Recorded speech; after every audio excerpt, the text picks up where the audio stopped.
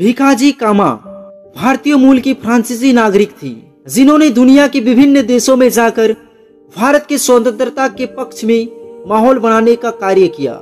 जय हिंद दोस्तों, MS world में आप सभी का स्वागत है। आज हम लोग इस वीडियो में एक ऐसे स्वतंत्रता संग्राम के सेनानी के बारे में जानेंगे जो भारतीय मूल के फ्रांसीसी नागरिक थे, लेकिन भारतीय स्वतंत्रता में बहुत योगदान दिए। भीकाजी कामा का जन्म 24 सितंबर 1861 को बम्बई में एक फारसी परिवार में हुआ था। मैडम कामा के पिता प्रसिद्ध व्यापारी थे। इनके पिता का नाम सोराबजी पटेल था। भीकाजी के 9 भाई बहन थे। उनका विवाह 1885 में एक फारसी समाज सुधारक रुस्तम जी कामा से हुआ था।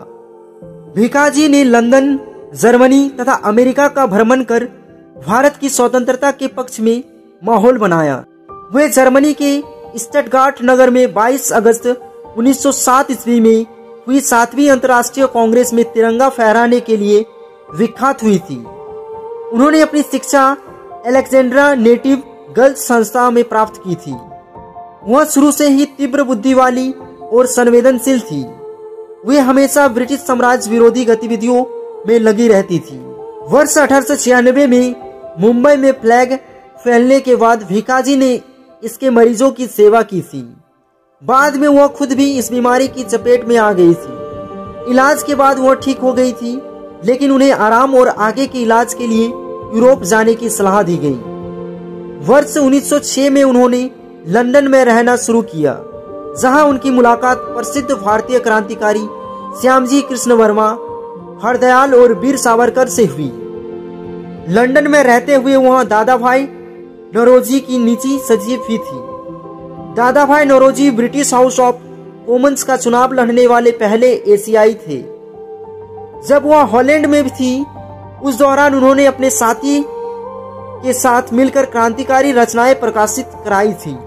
वे जब फ्रांस में थी, तब ब्रिटिश सरकार ने उनको वापस बुलाने की मांग की पर फ्रांस की सरकार ने उस मांग को खारिज कर दिया था। इसके पश्चात ब्रिटिश सरकार ने उनकी भारतीय संपत्ति जब्त कर ली और भीकाजी कामा के भारत आने पर रोक लगा दी। उनके सहयोगी उन्हें भारतीय क्रांतिकारी की माता मानते थे, जबकि अंग्रेज उन्हें कुख्यात महिला, खतरनाक क्रांतिकारी, अराजकतावादी, क्रांतिकारी, ब्रिटिश विरोधी तथा असंगत कहते थे। भीकाजी ने वर्ष 1905 में अपने सहयोगियों विनायक दामोदर सावरकर और श्यामजी कृष्ण वर्मा की मदद से भारत के ध्वज का पहला डिजाइन तैयार किया। भीकाजी द्वारा लहराए गए झंडे में देश के विभिन्न धर्मों की भावनाओं और संस्कृति को समेटने की कोशिश की गई थी। देश की सेवा और स्वतंत्रता के लिए सब कुछ कुर्बान कर देने वाली इस महान महिला की मृत्यु 1936 में मुंबई के फारसी जनरल अस्पताल में हुई। उस वक्त उनके मुख से निकले आखिरी शब्द से वंदे मातरम।